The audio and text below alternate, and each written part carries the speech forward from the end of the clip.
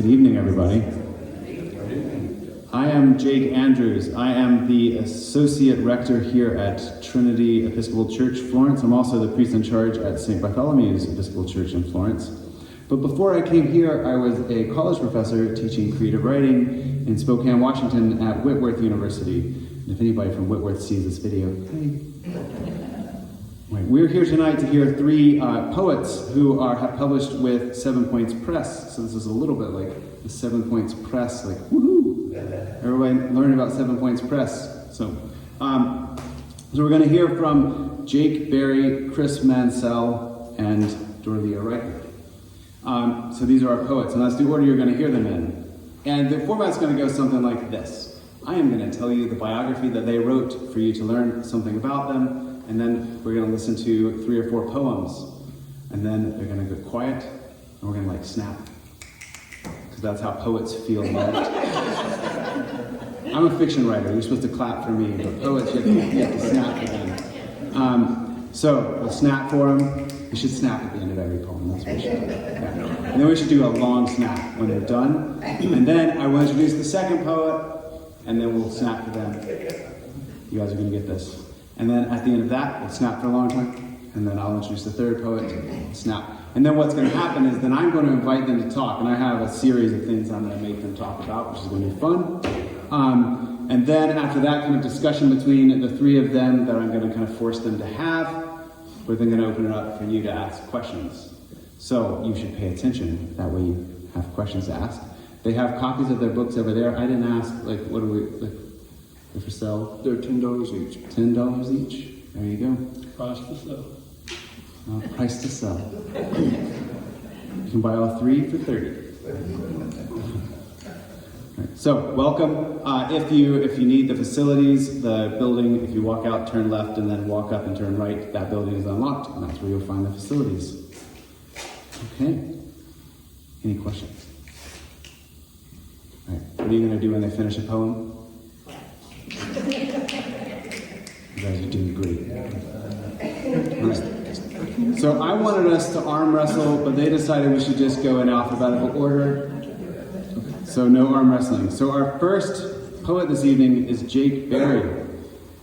He's a poet, musician, and visual artist. He's the author of Brambu Dresi, Species of Abandoned Light, Drafts of the Sorcery, and numerous other books. He has been an active member of the global arts and literary community for almost 40 years, since he was about 3. His poems, fiction, essays, reviews, and other writings have been published widely in both print and electronic mediums. Recent publications include Phoneograms, a collection of short poems published by Luna Basante in 2017, and Trilogy Kenosis, published by Lavender Inc. the following year. He regularly records and performs his compositions solo and with the groups Bare Knuckles, the Ascension Brothers, the Strindbergs, and 6 Mile. Cypress, his 12th solo album, was released in 2018. Ongoing projects include books 6 and 7 of Brambu Dresi, a collection of short poems called Miraculum, and a wide range of musical projects. He is going to read to us tonight from The Oracle House, Poems, 2018 to 2021. So let's hear it for Jake Berry.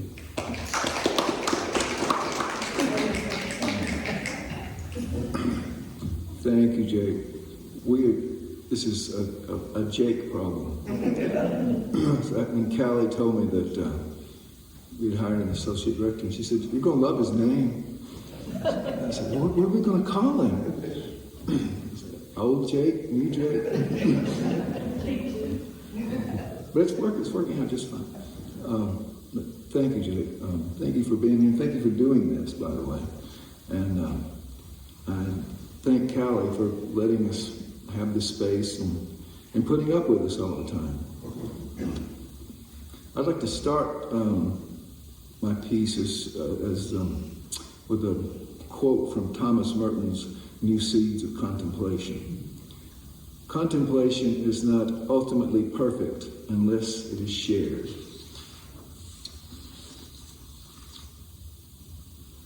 The call.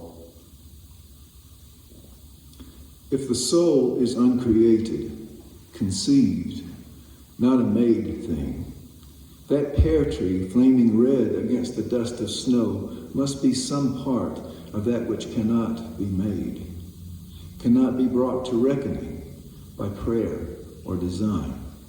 But only the face that turns to look at you over its shoulder as the storm passes and silence claims you both as one and neither.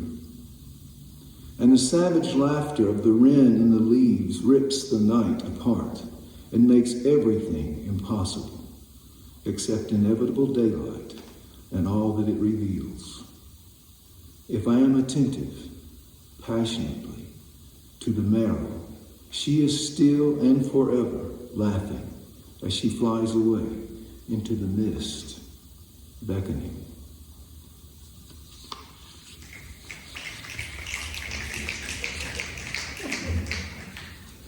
Keep going, it's a little better. This one is called Tree. A man is dragging a tree down the street. The women are following, weeping. Along the way, the crowds are sardonic and jeering. He hears them all, knows them perfectly in the pit of himself, for the void has lingered. Outside in the dust and noise, they are only a film he is no longer watching. Far north, the mourning dove, the one who called him into this work, is circling the lake, calling him home.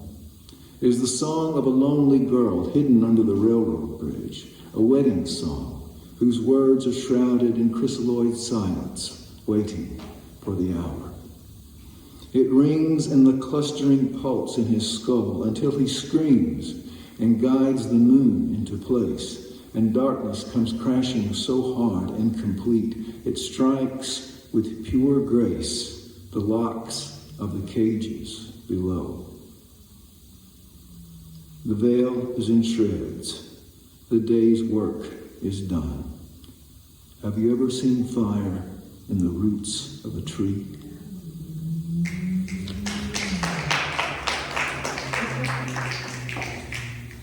And this next one has a title that refers to something that those of you who are under 40 may not have any experience of.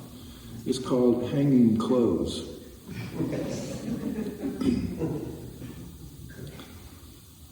It is so simple.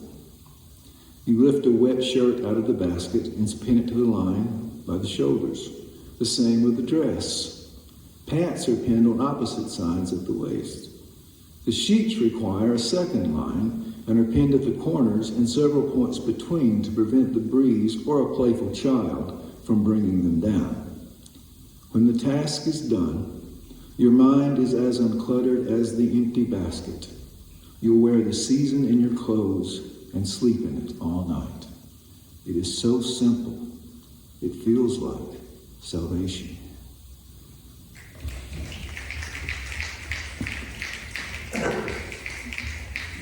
Even those people who haven't hung clothes on. And the last one is begins with a quote from the great California poet Jack Foley. It's called Holding Faith. And the quote is, "To walk on the edge of darkness, to hold faith with the light." Left with inexpressible words in my veins, I tore at the fabric of night, veil after veil, until the heavens descended. Seraphim circled the throne, crying, "Unleash the sun, release the dawn from her chains." And from my blindness, I heard the first sparrow singing in the cypresses. In the east, I saw the first lavender thread. In the end, will it all amount to nothing more than another storm on another gray day? Or will the light reveal some other space, vast as infinity's gate, world after world, horizonless and serene? I don't know. I don't know.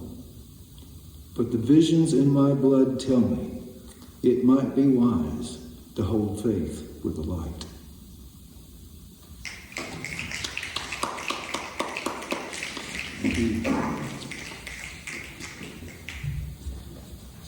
Thank you, Jake.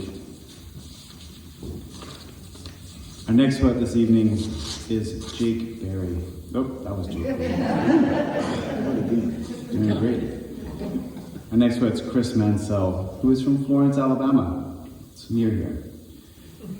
He's the author of several books of poetry, 2 books of art, and 1 novel, which are all featured on Amazon. The writer Jack Random, speaking of Mansell's latest book, said, and I quote, "He reminds us that it is something of a calling that he should chronicle in verse and prose the mind of a man with schizophrenia. The mind of Mansell is much more than that. It is an untamed beast and a gentle monster. It is a man of great love and devotion. It is an explosion of rage and a soft understanding. It encompasses all there is to being human in modern society. He wishes to escape all the horrors of this life, and yet his desire for redemption is greater." And Chris is going to be reading to us tonight from The Tipping Point of Singularity. Okay, I titled my poems the date and the time of which they were written. This poem is entitled 7:05 p.m., 6/19/2022. Our guide is familiar with isolation, changes in the light. He shows us an ecosystem unknown to motion, unreachable to light. He draws a glacier on the ground, steps back, gesturing towards the end of the day. I remember diving off the coast of Iceland, found a shell falling into the darker waters. The guide that day wrote a ledger afterwards of losing 4 of his party. A photograph taken depicts a retelling of the gossamer, covering the oars, a terrible sound in the distance, particles in the water mixed with ice. Music being broadcast into the mountains in an attempt to realign the ecosystem. Hikers found the ground trembling under their feet. Never let them know what you're thinking. Writing this now, I recall that the sky got away from itself and lowered its rainfall. Trails mixed in with the dust, losing hundreds. Guides were ready on standby.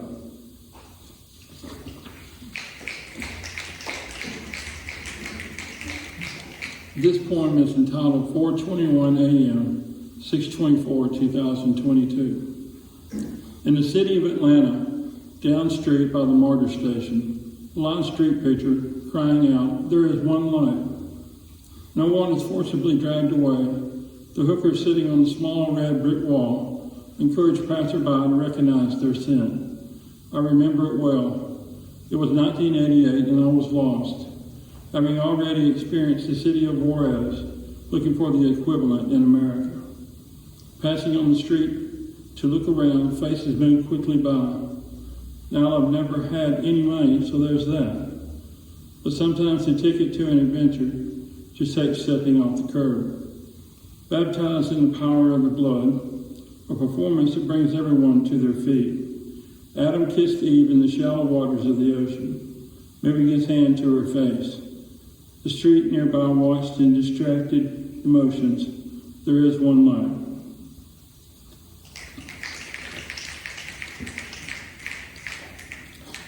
This is entitled 1:53 a.m., 7/29/2022. The greatest factions of the soul come running up to you screaming, "Touch the ground, you're too long in the skies." Remembering the thoughts that brought you here, Roca said, "Go into yourself. Touching on the grounds you have escaped, sensitizing your path by stomping on your successes. You're in a tree with a lion. You could jump to another limb or fall to the ground. Your inner monologue says to not approach your captor, who would lie to you more than your mind. The mirror has knowledge of you. With every ash of ridicule comes an audience, staring back at you. But what comes visible is the ruin you have done to yourself by remembering."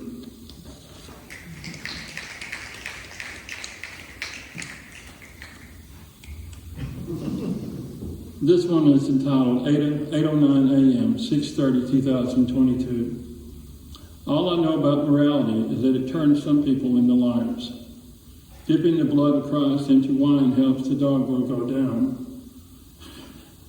Seek out the spiritual by watching the actions of others. We're all ordained by the trust we place.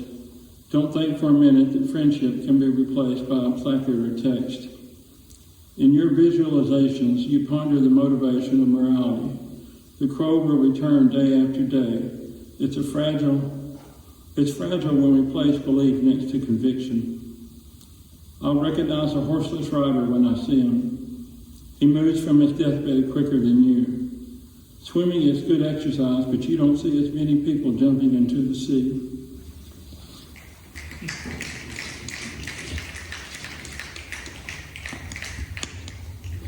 Thank you, Chris. Final poet this evening, don't go away because we have a conversation. The final poet to give us a few poems of hers is Dorlia Riker, who is a retired English teacher, a composer, poet, and mother of 3 grown children. She lives with her husband of 51 years in the woods on Wheeler Mountain in Colbert County with a host of animals, both domestic and wild. And tonight she's going to be reading to us from Voices from the Backyard and Beyond.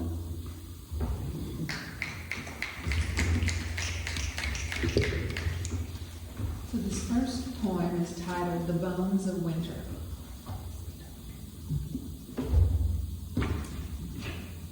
I love the bones of winter, the skeletons of trees, the frames of fences. Stripped bare, they reveal what is real, what is strong, what is true. Skeletons of trees are never quiet. They sigh and chatter, they clap and snap. Inside those bones hums life, sings energy, the marrow of living. The fence frames sag with memories of heavy life, of verdant vines. They stand sentinels ready for the return of tendrils tightly wrapping. The bones of winter against gray skies, silhouetted against the brown fields behind, remind me that life hums in bones, that nothing dies forever.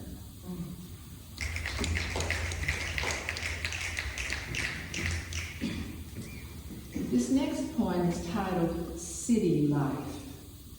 And maybe in our discussion we can talk about why I call it City Life. Lily white means nothing to me. The lilies I know are not demurely white, but a brazen orange. They rise raucously out of a clump of green, a bobbing mass, crowded on a bed of wispy leaves, pushing, shoving each other. My space, but all of a piece. So they preen their petals in the sun. But at twilight, they admit their sameness and pull in their petals preen and make room for yet another.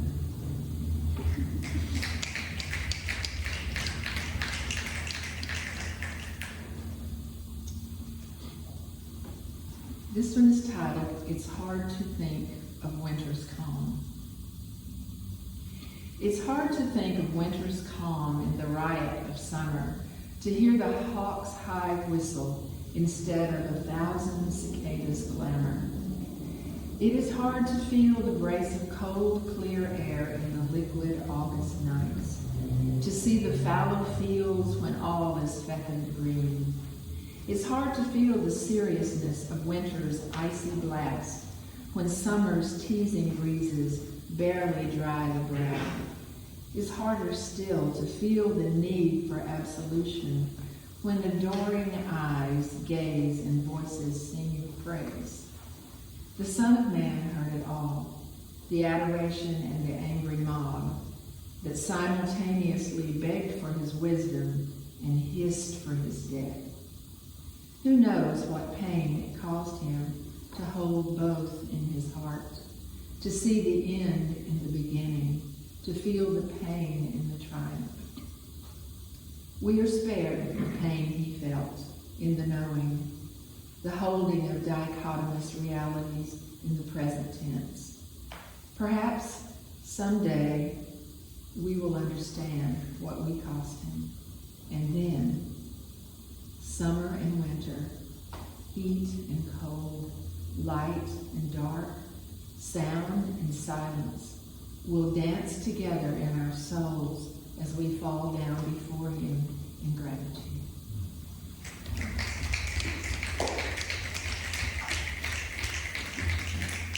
The last two poems kind of go together. They are poems for my children. First one is titled Ski. Go, my bonny boy, push off from the mountaintop. The descent is frightening. Treetops and rocks lie in wait. There are few landmarks, few familiar faces. Do you know that we are watching from the mountaintop? You don't see us down there because we are up here, breathless, the familiar family faces. I wouldn't hold you here, though it is comfortable and feels safe. I wouldn't cage you here or tie you here or bribe you here. I want to see you flying with the wind in your hair, with your eyes on fire, muscles working as they should. I want to hear your song as you fly. You see, my bonny boy, mountaintops are for leaving, not for living. They are reference points, not heaven, but earth in another life. How will I bear it if you crash? I will think of the panther pacing, and I will descend, and I will gather the pieces close to my heart, and I will remember the song and the wind and the fire. And the last one, a sonnet to my middle child on saying goodbye. Through my window I see a peaceful lawn. The sun makes daffodil shadows through the trees. I remember the sound of the doves at dawn, and I relish the lilac-scented breeze. She leaves through the door with her brightest smile. Eager she is to loosen the ties. I'm happy for her, yet all the while I'm sure I see fear behind her eyes. As she steps onto the peaceful lawn, I see the source of her greatest fear, a snake across the walk she will step upon if she turns to look at me through tears. And I, through the window, can only see and conjure the whisper, Je t'aime.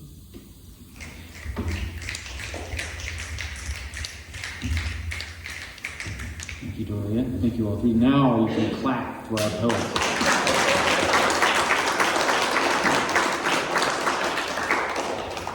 One of the benefits of being the facilitator is you get to change courses in the middle of things. So I want to do two course things. First, I'm going to address you each individually, and get in to invite you to say something specific about your own work before we then start the panel.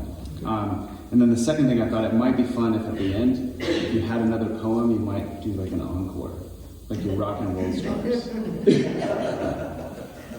How your book goes. All right, so we'll go back to Jake, and so here's the thing I noticed reading the collection, is there's a tendency for you to kind of start with the metaphysical and then move back to the normal. So there's a poem that you didn't read to us that has this like daily apparition, that's the word that's used, and it's the speaker sitting there thinking decades later about this daily apparition he used to walk with, he could see through the window. And then he says, no, she was only a girl. So it kind of snaps back into the particular, the kind of day-to-day stuff. And that feels like a kind of a trend in the collection as a whole. So I want to invite you to maybe speak about that, because it ties to the epigram at the beginning too, by Milosz. Yeah. So the universal is devouring the particular. So anyway, I want to invite you to speak about that. Yeah, I think that's why I chose that quote from him, because it seemed to describe what was happening in the book. I think I tend to start out in something that's metaphysical, because that's sort of where the poem arrives. It's not from me. It's words enter my head and I write them down. And if I argue, sorry, you can say that too. And then if I argue with it too much, with whatever it is that's giving me the word, says, oh no, you will put that word down. And I find out later, usually, that whatever that is right. So, but then after you get that initial thing, then you look for ways that it might flesh out in day-to-day life. And I might just be looking out the window and see something that corresponds to it or remember something. And it tends to go that way. Plus, I think probably in this collection, perhaps for the first time, I was thinking in terms of a specific community of people. And I wanted to give them something that they could hold on to. And the community is this church, because it's the first time I've been part of a religious community since I've been an adult. So I didn't want to just like dump a bunch of metaphysics on them and go, well, there you are. So if you give a concrete image to work with, then they can go back and look at how these things work together. I think that's why I did that consciously, which is another thing I don't usually do, is actually consciously try to control the thing. But this time I was, because I was thinking about people that might want to read. Interesting. Thank you. All right, Chris, you mentioned your titles. And you all should know, if you haven't looked at the book, I mean, it starts with, the first one is 6:24 p.m., 4/14/2022. The last one is 10:46 p.m., 8/15/2022. I do want to note that you don't sleep at normal hours. Now that you've told us where the titles come from, but I want to invite you to speak a little bit about it, because you didn't just title them that way. You actually then put them in order in the book. Mm-hmm. So that does something. I want to invite you to kind of think out loud about what that does. Well, the reason I did that was to let the reader know what I was doing, when I was doing it, and let them follow along on the pace that I was going. And also, I got tired of trying to think up a title. It's the hardest part. It's one of the hardest parts. You can ask Jake, writing songs as much as he does, what do I call this one? You know, if there's a phrase, what do you call this point? And I just got. I'm a little different. Jake can attest to that. I'm a little different. My writing's a little different. And I just got to the point where I just thought, you know what, that would be an interesting way of doing things. And I finally just got around, I said, I'm going to do it. And that's what I do it. I've done it ever since. I can't remember how long I've been doing it. But that's just what I do. You're the most linear poet I've ever met. Thank you very much. All right. And Dorlia, okay. You actually teased that you want to talk about why you titled that poem City Life. I have another question for you, but since you said you want to talk about it, talk about it. Okay. Well, we all know that poems are metaphors. They don't just use metaphors, they are metaphors, I think. And I was writing, I used to be a buyer at Rogers. You guys remember Rogers? And we would go to New York, and I had been in New York for a week, jostling, among all the people and bumping and so forth. I got home, and we have a lot of day lilies. You know how they spring up overnight and bloom, and the next day they're more, and but they're all like clumped together like this, and that just made me think about life in New York. And so I titled the poem City Life, but it's on the page, it's about lilies. So it just kind of, that's a very prosaic way to talk about poetry, but you see what happens when you use a concrete image to sort of express a less concrete idea. So, all right. So that can take us into the question I wanted to ask you. All right, which is that there is this move in the poems to just kind of look at nature and let it be itself. There's a great line, skeletons of trees are never quiet, which is radically different from human skeletons, which is really, that in and of itself is a very fascinating thought, right? That's one of the things poetry does. And that can then become a metaphor, because the poem's a metaphor, but just the reflection on nature. So all sorts of scholarship happening in the English world right now about how we're trying to re-enchant the world. So since the 1700s, 1600s, the world has been disenchanted. There are no such thing as fairies. You all know this. Unless you're in Dorothea's world, and there's not just poems in this. There are some essays, some nonfiction stuff that she wrote, and there's a short story. Fairies, re-enchanting the world. That's interesting. So I want you to say a little bit about that. I hadn't really thought about it in those terms before. That's what I'm here for. Well, I live out of the country, so nature is like in my face all the time, and it's something that I really love and really enjoy. And I've always been very open to the existence of things I can't see, such as fairies. I had this wonderful experience, and my friend Nancy can attest here. It was in Ireland one time, and we were driving down the road, and on big highways. No, well, they don't have big highways, but for there, a big highway. And it was blocked off, and we had to go around.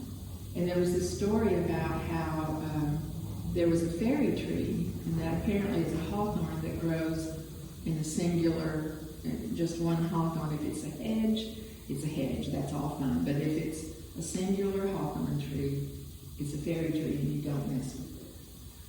Someone had messed with it, and everybody got all hot and bothered about it, so they got rid of the road. And these are modern people. So I was like, these are my people. But, I think seriously seeing, I guess the right word is the essence of life all around you, in nature, and then thinking about our place in all of that. I don't know, it brings to mind, when you see the concrete things in nature, it brings to mind all of these, I guess you could say metaphysical ideas, about our own spirituality, about our relationships with each other, and, about time and eternity. Even science goes that way now, Yeah. which is interesting. Pause. I'm sorry. Have you read Jonathan Strange and Mr. Norrell by Susanna Clark? No. Okay, we should talk about that again. It's really cool, but it's basically a society of magicians who they don't exist at the time, except one guy figures out how to do magic and unlocks the key to fairy. And it's set in Yorkshire, in northern England, so it's right up your alley. Yeah. And it's awesome. It's so fun. Anyway, okay. And now we can close the parentheses and get back to the actual thing on hand. Okay. So thank you all for sharing that little bit, and of course you all have a chance to ask them questions. I now want to move and think a little bit about process. Here are all poets. Poets are weird. That's just a fact. All humans are weird, and poets are extra weird. So there's prose. You all know prose. You read the newspaper or other things. And then there's poetry, and yet sometimes we use the word poetry to refer to really beautiful writing. So the four of us were talking about Cormac McCarthy before you all got here. He writes poetic prose. So then that goes, well, what in the world is a poem? So there are a couple of definitions that I really like. One is that it's concentrated thought, concentrated thinking. So you're kind of thinking through, but in a very short amount of time. And another is that it is actually verse. So you're actually doing something that has sound, that has music to it. So I used to say to students, poetry wants to be heard out loud. That's one of the ways you know you're dealing with poetry. And that also is one of the reasons that you start to get line breaks. So poetry also cares about the length of the line. So I had a friend of mine refer to it as the integrity of the line, because that's how poets talk. They're weird. So I want to invite the three of you to kind of talk a little bit about your process of figuring out your forms, because none of you follows a single form. Some poets sit there and go, I'm going to write a collection of sonnets. None of you did that. That's not how you're writing. Jake, sometimes you do tercets, and sometimes you do couplets, and then sometimes you just have a whole long thing. So I want to invite you to talk a little about how you think about the form of the poem as you're shaping it. Because you're shaping something.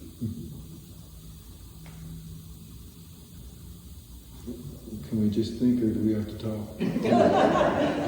They're here to listen to you.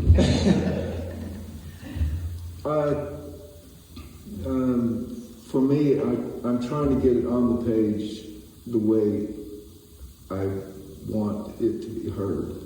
So it's like composing a score. And there's two reasons for that. One is I want the reader to hear the music in the poetry. And when I read it, I want to be able to read it and not blow it. And it helps if I know where the breath, I should take a breath, of where the emphasis is and all of that. That's what decides the line length and the form for me.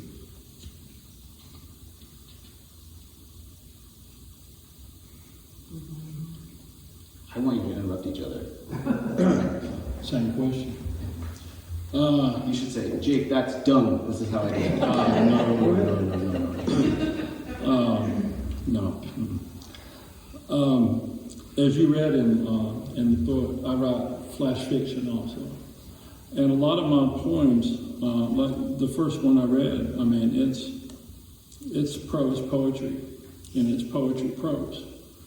And I'm getting down, like Jake says, I'm trying to get down the idea. And a lot of my poems, I'm telling a story.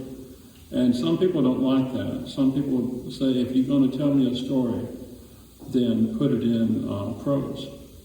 Well, I say it's my poem. It's not yours. So I'm basically, with all the stuff going on in my head, I'm trying to get it down.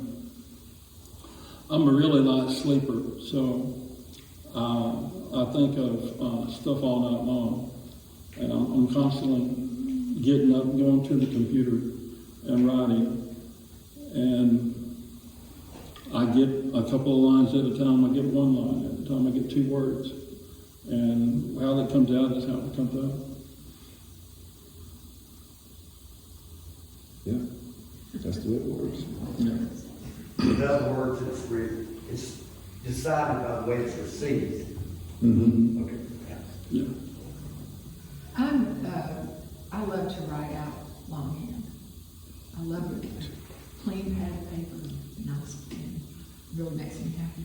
So that's really how I write. And Wish I could do it that way. sometimes a poem just comes to you and it's fully formed, Mm. and there's no explaining where it came from or how you got it there. But at other times, I'll have an idea and I start, and it seems to have, like, the line will be a certain length, and I think, okay, that's good. And then, you look at it after you've written it and you go, I really need groups of 3 here for this to feel balanced like I want it to be. So you just work on it, or I do things, just work on it a little bit. And then sometimes I was shocked. This was sometime last year. I was sitting in the den and family was there and they were all talking. And this idea came to me and I sat down and wrote a sonnet just like that. I've never written a sonnet, And it was, I don't know where that came from, but I don't normally think in rhyme. In fact, I always feel like rhyme sounds a little trite, but I do greatly respect the romantic poets that did beautiful, structured poetry with these deep ideas, wish I could write that way. So do you, since these two just take what comes to them, do you think about scansion, like the stresses and unstressed syllables and things like that, particularly when you're writing a sonnet? It's fun. You can sit there and like track it out, like when the stress and unstressed syllables. And one of the best moments to see it happen to a student who thinks they want to be a poet is to help them understand that you can make the reader stop. Mm-hmm. Because of how you put 2 words together, they must stress this syllable and not that syllable, because there's so much power. It's like magic. So poets, they're magicians. All right. Thank you all for talking about that weird magicians. All right. So So, and I'm looking at the clock. I'm conscious we got 15 minutes or so I'm going to collapse the last two questions into one question. So this was titled Poetry and Spirit, which means we probably should talk about spirit to some degree, which is my last question. But I'm really interested in my first question. So I'm going to just name that you should talk about spirit in your answers. That's all I'm going to do. So, we live in a world right now that cares about productivity, busyness. You're not allowed to take a break. I bet 98% of us have a smartphone on our person, and it's probably not muted because we need to be able to be contacted at every moment. Boss needs to get in touch with you. So it's productivity. We need to think about usefulness, and poetry is by definition useless. So, here is a quote that one of my colleagues, former colleagues, Lori Lamont, herself, a fantastic poet. This is a quote that was at the base of all of her emails when she sent them to you, by Muriel Rukeyser. If there were no poetry on any day in the world, poetry would be invented that day, for there would be an intolerable hunger.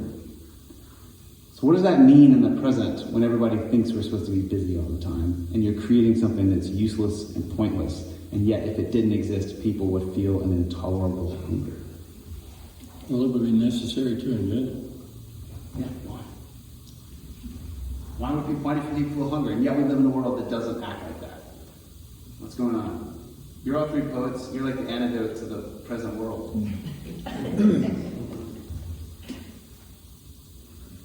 Well, I'll jump in here.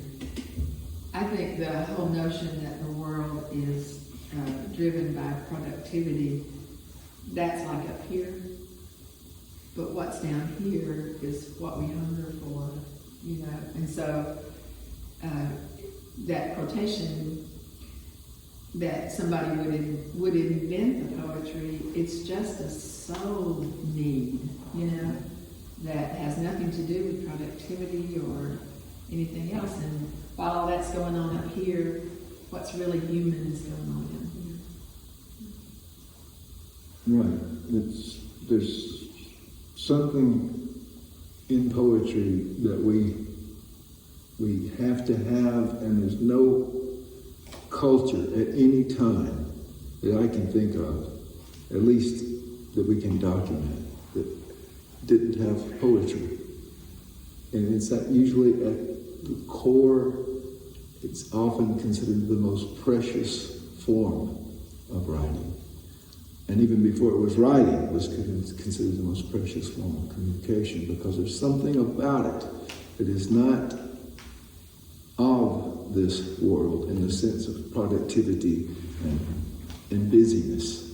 There's something about it that is fundamentally spiritual. I don't want to oppose spirit and body here, because I don't think that there's really an opposition there. But without the spirit, the body is inanimate. And poetry partakes of that depth of experience. And I think that's where it comes from. And if it had not been invented, it would be invented because we couldn't help ourselves. I think all of the arts are that way, probably. There's a line in Faulkner's As I Lay Dying. Addie, one of the characters, is the one who's actually dead, dying, says about another woman, and she says she didn't even know what she was trying to say at. And I thought so much about that, you know, that with poetry, we are trying to get at what we're trying to say at. You know, and that it's an attempt to, I think, to understand sometimes things that are just beyond us. And so that's why we use metaphors, and we have to do all of this sort of comparative language. It's like you're writing over your own head, right? It is, and that to me, You don't know what you're doing. if we want to talk about spirit, you know, that embodies to me the whole notion that that spirit that is God, that is unknowable, but at the same time, our whole being is striving to know. And so poetry is that attempt. All I know is if I don't write or create, I get physically ill. That's all I know. With an outlet. Yeah. Yeah, I mean, I have to. I mean, and if I don't, you can ask my wife. I get ill, physically ill, and if I can't do it, then whether it's whatever it is, I get sick. I've been writing since I was 8 years old, and I'm 55, fixing to be 56, and I do it just about every day, and without it, if they always say if you're going to be a writer, then you should discourage others to do it, and I agree. you should discourage others from becoming a writer. Mm-hmm. Well, I've screwed up then. So I'm always encouraging people. Writing is hard work and it is life-giving.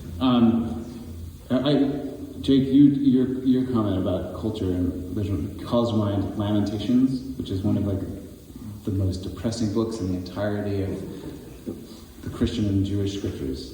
Mm-hmm. And it's a series of poems. Mm-hmm. And it's because at a certain point, your entire civilization can be destroyed and you don't have anything except poetry to express the depth of it. Because you can't get at what you're feeling.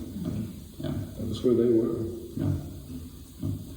All right, well, I've just taken up time, so now I'm going to invite you all. If you've got questions, you've got three poets who are willing to answer them, even if they're acting like they don't want to answer them. That's what they're here for. Oh, we've got a question. Okay. I spent years trying to teach poetry and other writing, and I think that our school systems, I don't want to be too hard, but have made a mistake in making the interpretation absolute of poems instead of allowing the students, the readers, to bring their own meaning to the poems, and thus you turn people off because they can't, quote, guess what the great interpretation is. What are your thoughts about that? Agree, disagree? Poetry is like you said, it does nothing, it does everything. And people, when I say to my students, we're going to look at a poem, I say, don't run out the door, hang on, just close your eyes, I'll read it to you, tell me what comes, not what do you think everyone thinks. So. Well, I taught poetry as well, and I always tried to give my students tools to read and understand poetry without telling them what to think of the poem.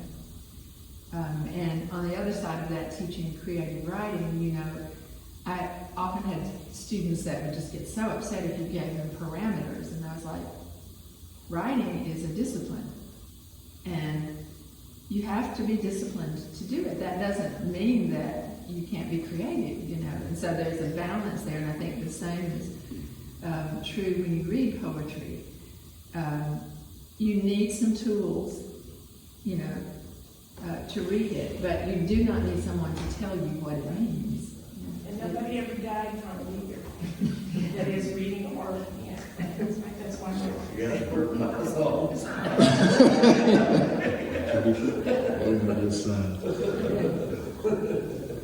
Nobody died from it. But people died in the songs. You're right, Nancy. That's a real problem. People think they have to get the meaning of the one, the right meaning.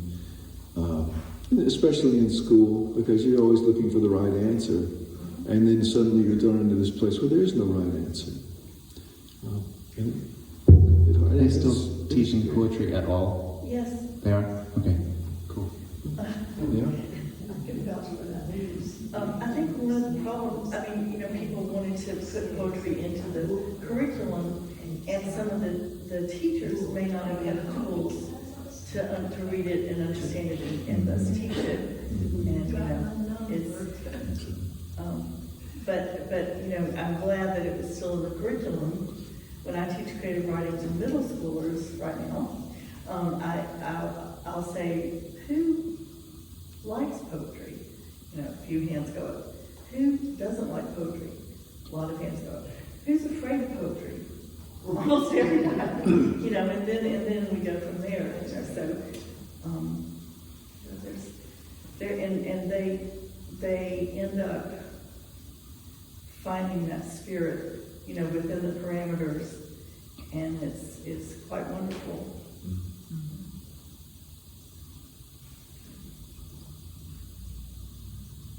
But first we read other poets.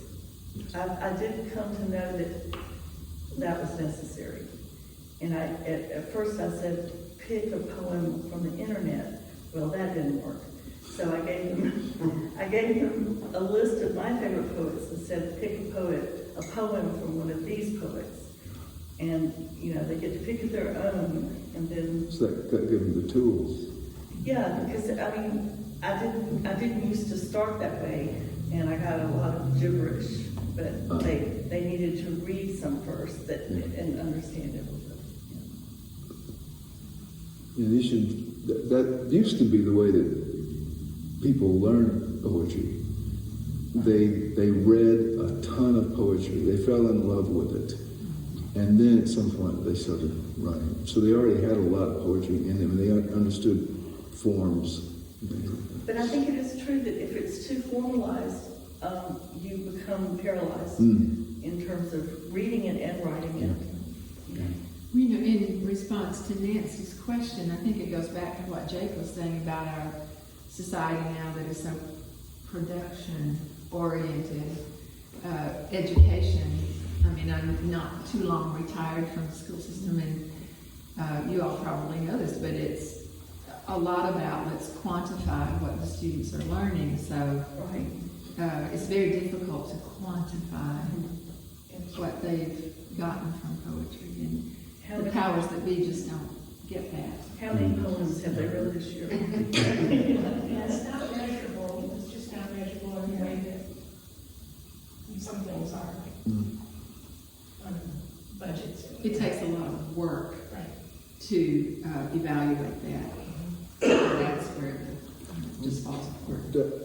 We've come so far from the age of enchantment, and so far into facticity, anything that doesn't correspond to this idea of hard proofs, then it's not real. It's not important. It doesn't count. And poetry is just on a map, and neither is painting or dancing or singing or sculpting or whatever. And, but there is that deep need, and you mentioned it. It's in the sciences, and you get the most fundamental science is physics, and the most fundamental physics is magical. And so life is at bottom, physically, by science's own understanding, magical. Poetry, we can't escape it. So you better learn it. And the Bible is mostly poetry. So. And well, I found that I had to help my students feel it first. Mm. You know, if they had never felt it before. Yeah. Yeah. And so to bring those poets to them in a way that they would feel it wasn't always easy when they were scared, lacking knowledge. They're scared because, I think, because they want to quantify it, and instead of letting go, I think. Yeah, well, yeah, I mean, some of them had great ELA experiences and some didn't, you know, whatever. But what does the teacher want me to say? Right, Yeah. yeah. Some of them felt that way. This is a great conversation. Thank God for teachers like you. I had one in particular that basically said, that thing you're doing, you need to keep doing that. He made us all, the whole class, write a poetry notebook. And all of the good students totally freaked out. I was like, we do what? How do we? And all the guys who were the bad students, not necessarily making the bad grades, but the troublemakers, suddenly they're up front and shining because somebody said, "You're free to use your imaginations now. Run with it." And it should change their lives. In Madison City, when I teach creative writing, I teach short stories and poems as an elective. And so it's interesting, the kids that are used to achieving, they can usually do that with a short story, when you help them build it. Because the structure's there. Yeah, and it takes a lot of work. But the poetry is different. Mm-hmm. And and then that autistic child might just, Oh yeah. They're going to be more likely to be more open and responsive to it. Yep. I used to tell my students that I was just going to relieve them of the pressure. They were not going to write a good poem or a good short story or a good essay this semester. They were going to write something really crappy. And that was okay. That's all I wanted for them to do was try. It was not going to be objectively good. If it was, I would tell them, and I would take them over to the poet, Lori, who I mentioned earlier, and say, you need to talk to this person. Right. And there were like 2 that did. 2 out of a lot. Right? But again, just to say to them, you're not going to do something good, that's not the worry. And I would guarantee them all an A if they submitted everything on time. That was it. You didn't have to worry. That's a good way to teach it. Yes? Do y'all find in writing the best things come, they just come? You can't explain where, you can't explain why, you can't explain how. However, the hard work went in learning the craft, having the tools to use. But then the hardest part is to get to the part where you can receive. In other words, the work was learning how to put the pieces together. But then the magic comes, where do the pieces come from? Like we can be inspired by certain voice as far back as you can document. Get as far back as you can go, then who inspired them? Okay, before there's any documentation, who inspired? That's the magic. Okay, I find the hardest work is getting to the point that I can allow it to happen and stay out of its way. Right. Do y'all? You have to live your life in a particular way so that you can be in a point of receptivity. If you've got all this other stuff going on, your mind's occupied with dailiness of whatever, then it gets in the way. I went about 3 months one time because I was working a lot of hours at a job, and I didn't write anything for 3 months, and it scared me to death. I may never do this again. I can't let that happen. Yeah. So if I have to choose between writing and work can go as long as I can eat. I'm good. Jake and I were talking about the Muse. I was telling him how I wrote 6 poems the other day. Last night I wrote 6, and that's very right.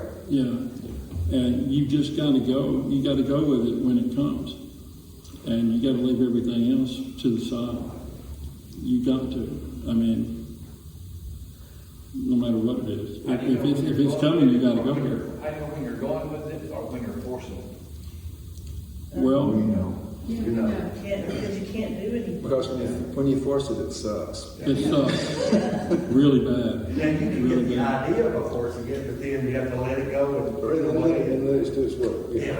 Allen Ginsberg said, I won't write my poem until I'm in my right mind. And let me tell you, if you're not in your right mind, it's junk. It's awful. And you look, William Burroughs said, if it's, you write something and you can't wait to show it to somebody else, put it in somebody else's ash can because it's awful. If you come back and you look at it and you go, yeah. Oh my God, I didn't write that, did I? Well, if you think it's really hot as soon as you write it, that means you understand it. Mm-hmm. And if you can understand it that easy, it's not that Well, good. you always put it down there, let it go, and then a year later it'll come back at you. Right. If it's good, it'll come around. Yeah. I think we have time for one more question. This is sort of a, do you find this your experience? Elizabeth Gilbert, the Eat, Pray, Love writer, did a TED Talk about inspiration and writing. And in it, she said, I thought this was really cute. She said her job is to sit down at her assigned time that she does and writes. And she says, for centuries on end, people gave credit to the muse or the inspiration of the spirit or the whatever. And she says she likes to think of it like Dobby the house elf. That she sits down and Dobby gives her the words or the thoughts or whatever. And she says, sometimes she's dry and it doesn't come and she's like, look, I'm here, I'm doing my part, where are you? Do you ever feel that way? Yeah. I thought it really rang true, but I don't know. Some days you're just sitting there going, okay, I'm sitting here. I guess I can just read a book or something. Ernest Hemingway said writing is easy. You just sit down and you bleed all over the top of it. Yes. He also wrote a whole lot of stuff that he would just throw immediately. Yeah, you would just throw it away. Yeah. Well, that's what you have to do. You have to write. You have to do Writes. And he reads a lot. Yes. Oh, yeah. Reads a yes, lot. reading a lot is important. But, I find a lot of times I have an idea and I sit down. It's just, it's such a good idea, and I sit down and I start to write and I'm like, why did I think that was a good idea? It's just not working at all. And then other times it'll just hit you fully formed. But I think you have to write those bad ones to be ready. Okay, sometimes you gotta go through the bad ones to get to the good ones. It's like climbing the ladder to get to the point you're supposed to be to receive. Right. When you're growing up writing, and you got to write through a bunch of crap to get to where you are. Yeah, it's like learning to play guitar, man. I'm still trying. And Van could just as easily be it, because Van's written so many great songs. They pour out, and he's one of the best.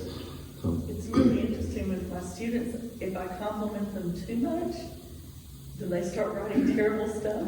If I don't compliment them enough, and I think adults are the same way. I think if we can't just get too full of ourselves, then it becomes pretentious or whatever. Oh, yeah. Oh, something's going to thump you on the head if you get full of yourself.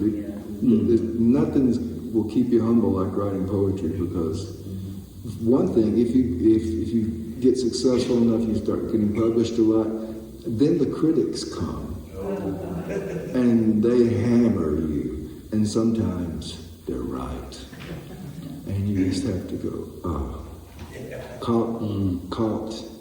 caught cheating or something.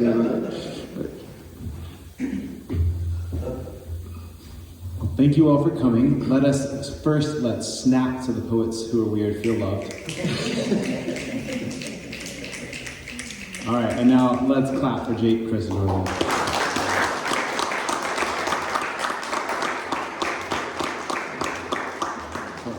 Books are on the table.